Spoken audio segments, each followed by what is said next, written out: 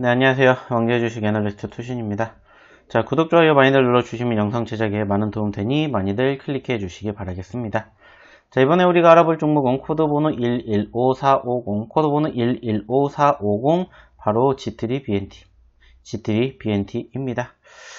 자, 지난 3월달 형성된 만원의 단기적인 눌림이 연출이 되었던 시점을 제외한다면 사실상 특별하게 변동성을 연출해 줄 만한 모멘텀이 있다거나 움직임이 있다거나 하는 종목은 아니었습니다. 하지만 지난 12월 형성된 고점권 33,500원을 필두로 더 이상 상승폭을 키우지 못한 채 흘러내렸고, 무엇보다 지난 1월 중후반부터 흘러내림이 다소 강하게 연출이 되면서 32,000원 대비 현재 12,000원까지 50%가 넘는 급락세가 연출이 되었습니다. 자, 이런 게 어떠한 기업이고 어떠한 사유로 인해서 이런 변동성 연출되었는지 한번 이야기를 나눠보도록 하겠습니다. 자, 해당 기업 2000년 6월 설립이 되었고요. 합병 등을 통해 백신 사업 및 전자 사업을 영위하고 있는 기업입니다. 미래성장 동력 사업으로 바이오 신약 개발 사업을 추진하는 업체이며 2014년 신약 개발업으로 진출을 하였습니다. 파이프라인은 안구 건조증과 신경영양성 각막염 등 안과 질환에 특화된 펩타이드 성분을 함유하는 바이오 신약이며, 미국 시장 진출을 위해 미국의 종속회사를 설립하여 글로벌 임상을 진행하고 있다고 합니다. 2020년 9월 전년 동기 대비 연결기준 매출액은 28.8% 감소를 하였고, 영업손실은 57.7% 증가를 하였으며 단기 순손실은 75.5% 증가를 하였습니다. 시장 악화로 매출은 전년 동기 대비 크게 감소를 하였고, 매출액만큼 원가도 감소하였으나 판관비 및 인건비는 증가하여 영업이익도 크게 감소를 하였다고 합니다. 전 세계 백신 시장은 연평균 15%의 성장률을 기록하면서도 2020년에 약 600억 달러 규모로 성장할 전망이므로 향후 매출을 회복할 것으로 기대가 됩니다. 자, 일단은 해당 기업 전체적인 그리고 전반적인 수급을 바라보게 되었을 때 역시나 안구 건조증과 관련된 이슈로 인한 단기적인 변동성이 형성이 되기는 하였습니다만은, 사실상 코로나19와 관련된 이슈가 부각이 되지 않으면서 2020년에 다소 장기적인 박스권의 흐름들을 연출해 주었다라고 보여지고 있습니다.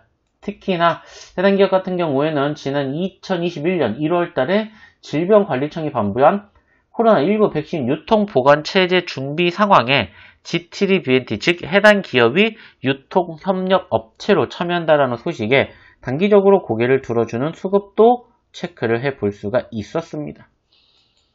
하지만 결국에는 추가 상승보다는 다소 위축된 흐름이 연출되는 과정이 최근까지 이어지었고, 그 과정에서 언급을 드렸던 32,000원대에서 12,000원까지 흘러내리는 부분들이 연출되었음을 확인해 볼 수가 있었습니다.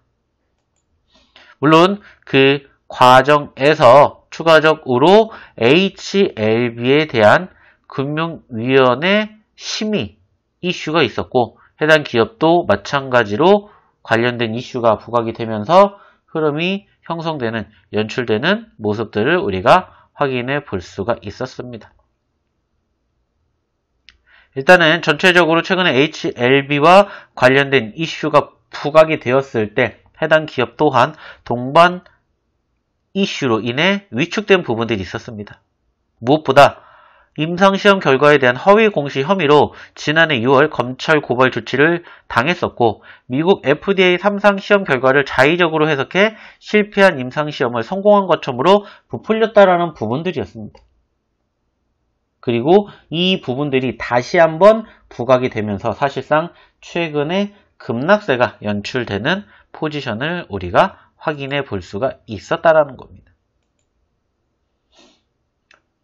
특히나 최근에는 해당 기업 전체적으로 그리고 이제 전반적으로 다시 한번 부각이 되고 있는 부분들 중에 하나가 뭐냐면은 바로 경영 참여형 사모펀드인 베이사이드 프라이빗 에쿼티를 새 주인으로 맞으면서 지속적으로 추진 중인 안구 건조증 치료제 임상 3상 결과에 따른 이목이 집중되고 있음을 확인해 볼 수가 있습니다.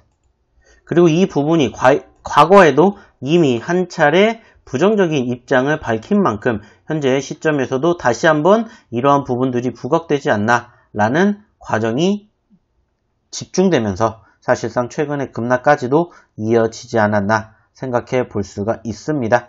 일단은 전체적으로 안구 건조증에 대한 임상 3상 1차 목표를 달성하지 못했다라는 부분들이 부각이 된 현재 시점에서 얼마만큼 추가적인 눌림이 이어질 것이며 최근에 형성된 저점권이 바로 작년 3월달 연출된 저점권을 추가적으로 이탈할 것인지가 무엇보다 중요하지 않을까 생각이 듭니다. 자, 그렇기 때문에 해당 기업에 대한 추가적인 기술적 분석과 더불어 대응책 원하시는 분들은 아래 연락처로 꼭 문자 남겨주시기 바랍니다. 그럼 이상 왕재주식 애널리스트 투신이었습니다. 감사합니다.